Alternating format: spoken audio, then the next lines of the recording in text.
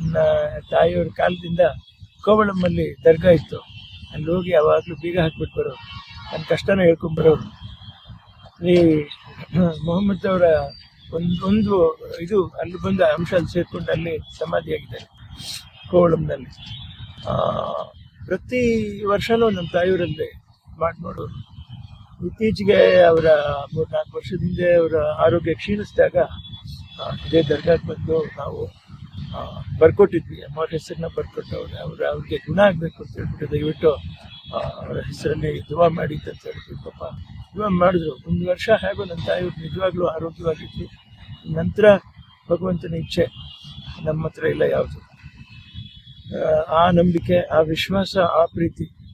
ಆಮೇಲೆ ನಾವು ಸೆಕ್ಯುಲರ್ ದೇಶ, ನಾವು ಯಾವತ್ತು ಎಲ್ಲರೂ ಅಣ್ಣ ತಮ್ಮಂದಿರೇ, ಯಾವತ್ತು ಅಣ್ಣ ತಮ್ಮಂದಿರ.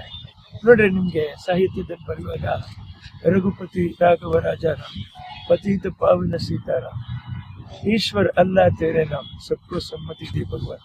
ಯಾಕದು ಬರೆದು? ನಾವೆಲ್ಲರೂ ಅಣ್ಣ ತಮ್ಮಂದಿರಾಗೆ ಜೊತೆಲೆ ಬಾಳ್ಬೇಕು, ಬದುಕಬೇಕು. ಎಷ್ಟೋ ವರ್ಷಗಳ ಹಿಂದೆ ಅದು ಬರೆದಿಟ್ಟೋದು ಅಂದ್ರೆ ಸುಮ್ಮನೆ ಅಲ್ಲ. ಅದು ನಾವು ಇವತ್ತೇನೋ ನೋಡ್ಬಿಟ್ಟು ಏನೋ ಕಲ್ತ್ಬಿಟ್ಟು ಇದು ಹೀಗಲ್ಲ, ಇದು ಹಾಗಲ್ಲ, ಹಾಗಲ್ಲ, ಹೀಗಲ್ಲ ಅಂತ ಎಷ್ಟೋ ಮಾತಾಡ್ತೀವಿ. ಅದೆಲ್ಲ ನಾವು ಒಗ್ಗಟ್ಟಲ್ಲಿ ಬಾಳದೇನೆ ಐಶ್ವರ್ಯ, ಒಗ್ಗಟ್ಟಲ್ಲಿ ಬಾಳದೇನೆ ಆರೋಗ್ಯ, ಒಗ್ಗಟ್ಟಲ್ಲಿ ಬಾಳದೇನೆ ಅಭಿವೃದ್ಧಿ, ಒಗ್ಗಟ್ಟಲ್ಲಿ ಬಾಳದೇನೆ ವೀರ, ಒಗ್ಗಟ್ಟಲ್ಲಿ ಬಾಳದೇನೆ ಮನುಷ್ಯನಿಗೆ ಯಶಸ್ಸು ಎಲ್ಲವೂ. ಆ ಒಗ್ಗಟ್ಟು ಮುರಿದಾಗನೇ ಹೆಚ್ಚು ಕಡಿಮೆ ಆಗುತ್ತೆ ಜೀವನದಲ್ಲಿ. ದುಡುಕಬಾರ್ದು.